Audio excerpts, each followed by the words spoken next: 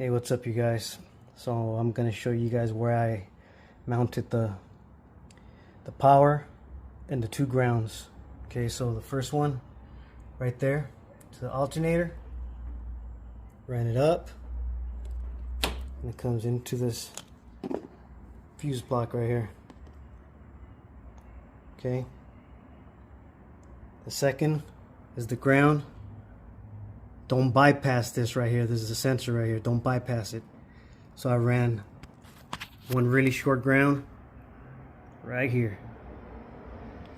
The second ground goes from here all the way down. This is this one right here. Okay, comes from right here,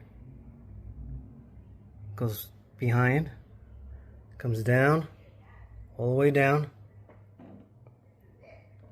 and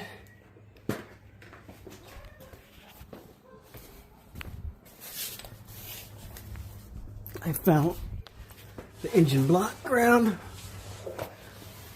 Sorry you guys, but it's right there.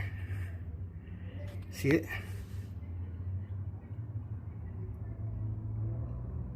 Right here. And that's all you guys need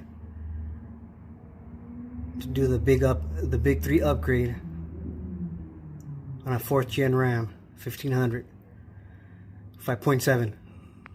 I don't know about the eco diesel or what, but on these 5.7s, that's what you do. And I make sure that I wrap it in that titanium sleeving, and we're good to go, you guys.